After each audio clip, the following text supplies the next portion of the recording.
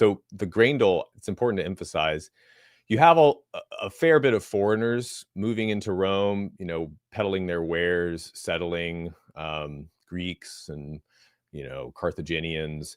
But the Roman grain dole is only for citizens, and it's only for males. So it's essentially, the idea is if you're a head of household, you can get enough grain to supply your household. And there was stiff opposition to this law, as you can expect. People are like, well, how are we going to pay for all this? This is going to create a dependent underclass, etc. But the grain dole did not require you to be below a certain property or income level.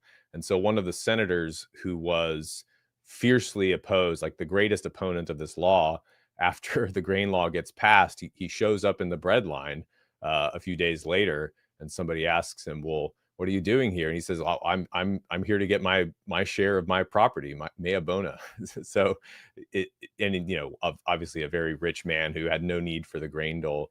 So it was contentious, but once it passed, there's just no chance of repealing it, and that became the standard for a while. The Gracchi grain dole at a fixed price.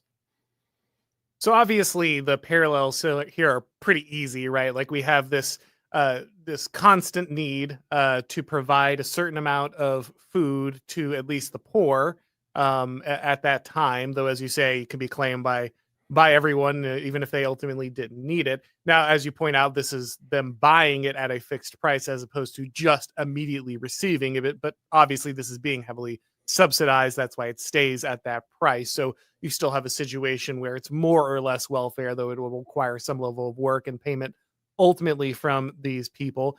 Now, it's a populist adjustment. And this is, of course, interesting because we always know that the populists come in and they want to break up the order as it is. They're offering, better wages, more farmland, the bread, the grain. There's always the situation where you're pointing out that so much of the system has been locked up by the elites, and this is inherently going to be something that's very unpopular with the elites. As you point out, the Gracchi are lynched by the Senate ultimately for their insistence on pushing these populist policies. And of course, this moves all the way up to Julius Caesar. A lot of people know he's a populare against the Optimates. And so you have this scenario where a lot of people can look at Donald Trump, and even though we think, conservative, small government, these kind of things, we can kind of see that parallel of him moving along. And even though he's technically supposed to be the Republican Party, the party of small government, he clearly isn't really afraid of entitlements. He actually embraces, in many ways, making sure that people get checks and these kind of things, because he gets like kind of the basic transactional nature of politics in a way that the wider Republican Party doesn't. Like, I pay you and then you vote for me, right? Like, this is, I do things that benefit you, and then ultimately, you benefit me. A very patronage style relationship that was very in favor in Rome. Of course, the patron system was really built into their social order, one that we don't recognize today officially. We tend to not approve of this, but is very clearly there. So I'm wondering, in this scenario, how did the grain dole evolve over time? Did it continue to stay a fixed price? Was it eventually just free? Did the amount increase? What challenges were there in attempting to keep that supply going? Did they eventually have to move beyond? I believe Egypt eventually became a critical player when it came to feeding Rome. What are some of the things that how the kind of grain dole evolved both politically and logistically for Rome? Well, one of the interesting things that starts to happen is, after this grain law is passed, is suddenly there is, well, obviously there's an incentive. If you can get your name on that list of people entitled to grain, you're going to find a way. And one of the things that happens, the list of people getting the grain dole grows over time. And one of the mechanisms for this happening is masters freeing their slaves. And when you free a slave, he becomes a client of yours. Often you free your slaves and then he just sticks around as your employee, especially if you've had good relations with them, which is what is generally advised. And so people will free a slave, and then the slave as a freedman will get the right to have the grain dole himself. So it's kind of like, the way that employers will find ways to get their own employees subsidized somehow Right. by the food stamp system. People criticize Walmart for this. Well, you set up the incentives in a certain way, people are going to take advantage of it. By the really late Republic, so the days of Julius Caesar and Cicero, the grain lists have gotten bigger and out of control, and there are attempts to some successful attempts to ratchet it back by making it so that you can only be not a freedman but a freeborn Roman citizen. And there are people that are Italians who have moved in from the countryside, and they say, no, you have to be like a native Roman. You have to be domiciled in Rome. You can't just be here, renting an apartment for a day or two a week to get your grain ticket. So there's all kinds of ways that people try to game the system, as I think you and I would too if we were hungry. But so one of the attempts to kind of rationalize that comes in the after the Civil War with Julius Caesar. But let's get to that in a moment, because there's an important development that happens before that, which is in 58 BC, one of the great mobster populists of the era of the late Republic, Publius Clodius, passes a law to basically make the grain dole free. And you can imagine this was met with stiff opposition, but Clodius got the law passed. And after that point, by that point, the grain roster had swelled from something like in the 40,000s in the days of Gracchi to something like 300,000 in the days of Clodius. So it's really gotten big, and it's a huge burden on the state. And Cicero is found right around this period. Cicero hates Clodius, so he has some kind of incentive to swell the number, but it's plausible because it's so much grain that this Cicero says it's 1/5 of the annual revenue of the state is earmarked for paying for this free grain to the citizenry of Rome. So once again, once you pass it, you can't really undo it. But it creates a lot of supply problems. So it's one thing to pass the law to distribute this grain and to actually pay for it. But if you can't supply it, if you can't find the grain, then prices are going to rise for the state, and they're going to be shouldered with even more of the burden.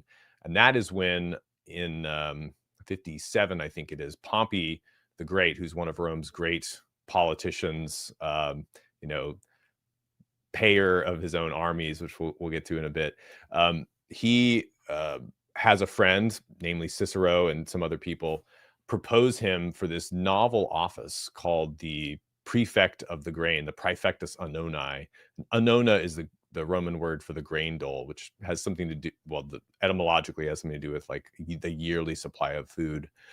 But Pompey is basically charged with making sure that there is enough grain to buy at decent prices, and going around to Sicily, Sardinia, arranging things with merchants. Egypt isn't quite part of the equation yet, but North Africa by that point, the Romans control quite securely after the Third Punic War, and that becomes another, probably the biggest staple of the. We don't think of Africa as a very fertile region, but northern Tunisia and Algeria, big grain producing areas in the Roman world. And so the prefect of the grain, interestingly, is not just some kind of bureaucratic negotiator office. Pompey has imperium with this office. It's essentially like a military office. So he can take warships around and kind of strong arm people if there's any kind of crime going around, grain hoarding. He can put some muscle behind Rome's claims to get good access to good grain. And it ends up being a 5-year office, and it's one of the bases on which he kind of holds power in Rome through being the man behind the Roman police force. Like if there's a lot of riots going on in this period, some of them may be grain related, probably a lot of them mostly political. And so Pompey, when things get rough, he can step in, crack down with troops in the city, which normally can't do, but he can do it as the commissioner of the grain supply, which is really interesting. So it shows you how big of an issue this is, and also how much Pompey felt that being the man, being the grain boss, was a desirable kind of popular facing political office. And Fast forward to the days of Julius Caesar, I think this is also really interesting. So the grain supply has managed to continue to flow into Rome, even over the period of the Civil War, which starts in 49 to 46 is the most violent part of the Civil War. And once Caesar wins most of the Civil War, there's still a flare up going on in Spain that he has to take care of later. But once he gets back to Rome after killing, the Optimates, and Cato commits suicide in Africa, Caesar comes back to Rome. And as dictator, he holds a drastic review of the receivers of the grain dole and cuts the number from 100,000 to something like 160, I believe it is. It's in the mid hundreds. So he basically cuts the eligibility in half for all the people receiving grain. And he specifies not only, okay, you have to be a Roman male citizen. That was there from the beginning, but maybe people were abusing this, and so he reasserts this and makes sure that everybody's complying with this. But he also institutes a lot system by which not everybody who is theoretically eligible is going to get a share of the grain, and you have to draw lots. And there's a weighted system by which the more kids you have, the better a chance you have of getting grain. So he's, it's a kind of pro-natalist policy on Caesar's part, which, pro-natalism you can kind of see developing in the reign of Caesar, and it continues with Augustus, but you can sort of see that policy intersecting with his grain policy at this point, which is really interesting.